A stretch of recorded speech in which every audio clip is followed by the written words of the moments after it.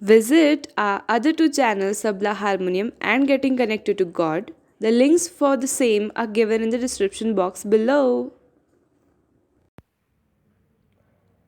Sanatan Dharma Part 1 Basic Hindu Religious Ideas Chapter 2 The Many When Ishvara shines out on Prakriti and makes it fall into shapes, the first forms that appear are those of the Trimurtihi, the three aspects of Ishvara manifested to cause a Brahmandam, literally an egg of Brahma, an universe or orderly system of worlds. The aspect of Ishvara in which he creates the worlds is named Brahma. Brahma is the creator. The aspect of Ishvara in which he preserves, takes care of, and maintains the worlds is named Vishnu. Vishnu is the preserver. The aspect of Ishvara in which he dissolves the worlds when they are worn out and of no further use is named Shiva or Mahadeva. Shiva is the dissolver of the worlds. These are the first manifestations of Ishvara, his supreme forms, his three aspects or faces. The One, the Saguna Brahman or the Supreme Ishvara, appears as three. Brahma, the creator, shapes matter into seven tattvani, elements, as they have been called. Different names are given to the first two. We may use the names Mahad Buddhi, pure reason, and Ahankara, egoism, the principle of separation, breaking up matter into tiny particles called atoms. Then comes the remaining five tattvas: Akasha, ether, Vayu, air, Agni, fire, Apa, water, Prithvi, earth. This is called the creation of the Bhutadi, elements, and out of these all things are partly made. There is more of Tamoguna than of Rajoguna and of Sattvaguna, showing itself in these elements, and so the things composed chiefly of them are dull and inert. The inner life, the jiva, cannot show its powers, for the coat of matter is so thick and heavy. Next, after the elements, the 10 indriyas are created. These were at first only ideas in the mind of Brahma, and later were clothed in the elements. They are the five centers of the senses: smell, taste, sight, touch, hearing, the organs of which are the nose, tongue, eyes, skin, and ears, and the five centers of action, the organs of which are hands, feet, and those of speech, generation, and excretion. There is more of Rajoguna than of Tamoguna and of Sattvaguna, chewing itself in these indriyas. So they are very active, and the inner life, the jiva, can show more of its powers in them. After the indriyas, Brahma created in his mind the devas, who are connected with the senses, and also Manaha, the mind, which is sometimes called the sixth indriya. When the first five are spoken of, and the 11th when the 10 are taken, because it draws into itself and arranges and thinks over all the sensations collected by the indriyas from the outer world.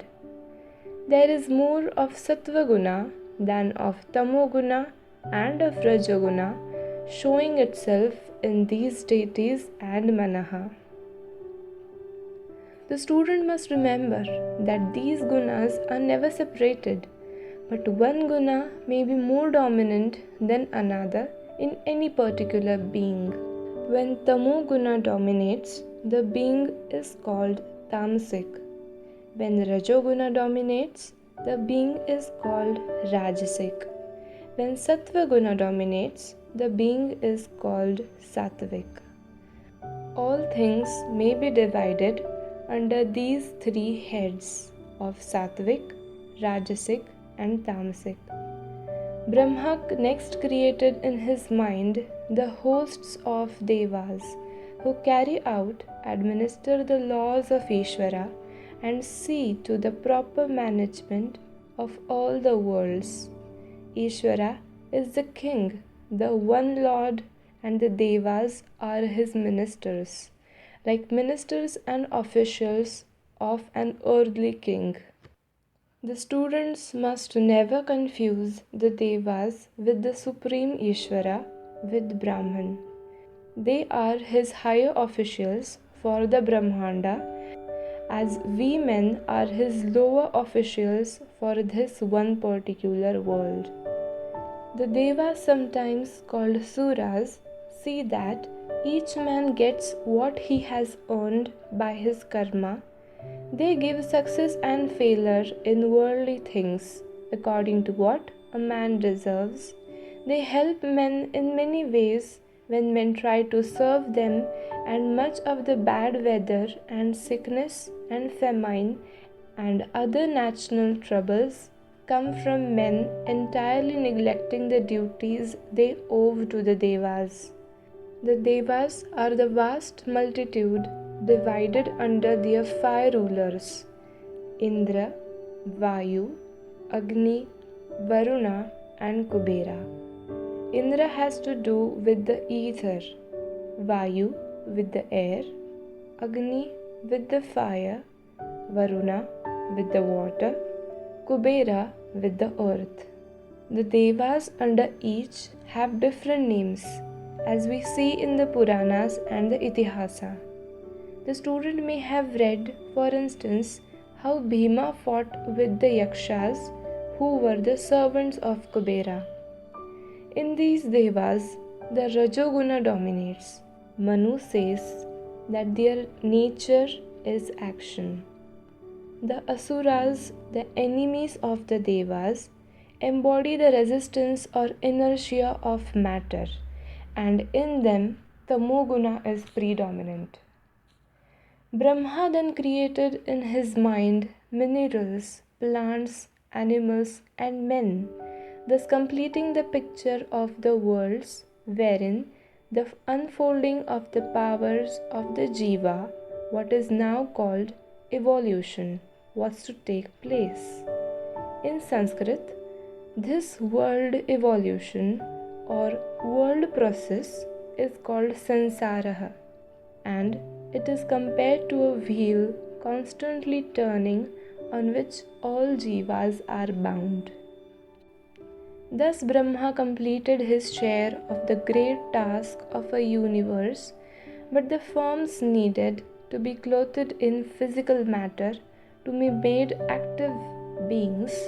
This was the work of Vishnu, the all-pervader, the maintainer and preserver of the worlds. He breathed his life into all these forms, and as a Purana says, became prana in all forms and gave them consciousness. Then all the Brahmanda became full of life and consciousness. But even this was not enough when man came upon the scene. Two aspects of Ishvara had given their life, but the third aspect remained, the one who dissolves forms and thus liberates the jiva, calling them to union and bliss. The life of Mahadeva must be poured out to complete the triple jiva of man, that he might be the perfect reflection of the triple Ishvara. This was done, and the human jiva began his long evolution, having already passed through, evolved through the mineral, vegetable, and animal kingdoms in previous kalpas. A very beautiful description of the evolution through plants and animals to men until in man Atma is manifest, and by the mortal he desires the immortal, may be read by elder students in the Aitaryaranyaka and will be found in the advanced textbook. The special manifestations of Vishnu called avtaras must not be forgotten. The word means one who descends from try passing over the prefix ava, giving the significance of descending. It is applied to divine manifestations of a peculiar kind, in which the deity incarnates in some form to bring about some special result. When things are going badly with the world and special help is needed to keep the world on the road of right evolution, then Vishnu comes down in some appropriate form and puts things right. 10 of his avtaras are regarded as more important than the others and are often spoken of as the 10 avtaras. First, Matsya, the fish. Vaivasvata Manu once saw a little fish gasping for water and put it into a bowl. It grew.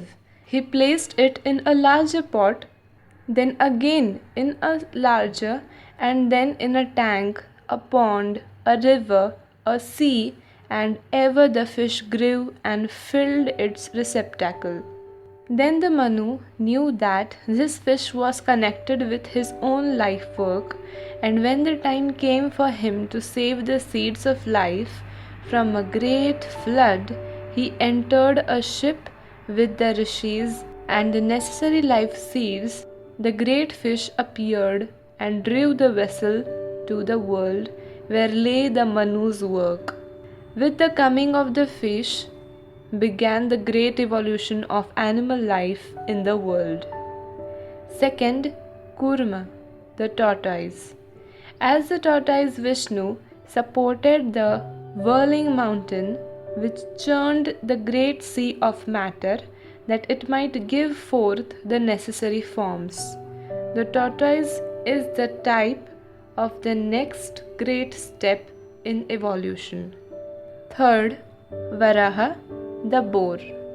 The earth was sunk below the waters, and Vishnu raised it up, giving in the boar the type of the great mammalian kingdom which was to flourish on the dry land. Modern science recognizes these three great stages of evolution, each marked in Hinduism by an avatara. Narsimha, the man lion. This was the avatara that came to free the earth from the tyranny of the Daityas. Into this race a child, Prahlada, was born, who from earliest childhood was devoted to Vishnu despite the threats and the cruelties of his Daitya father. Over and over again the father tried to slay the son, but ever Vishnu intervened to save him, and at last he burst from a pillar in the form of a man lion and slew the Daitya king. Fifth, Vamana, the dwarf. At last he came as man to aid the evolution of the human race and gained from Bali the right to all he could cover in 3 steps. One step covered the earth, and thus he won for man the field of his evolution. Sixth, Parshurama, Rama of the Ace. This avatara came to punish such of the Kshatriyas as were oppressing the people, and to teach bad rulers the danger of using power to tyrannize instead of to help. Seventh, Rama, usually called Ramachandra, the son of Dashratha. He with his three brothers, came as the ideal Kshatriya, the model king. He serves as an example of a perfect human life, an obedient and loving son, a tender husband, an affectionate brother, a gallant warrior, a wise ruler, a diligent protector of his people. He is emphatically the perfect man.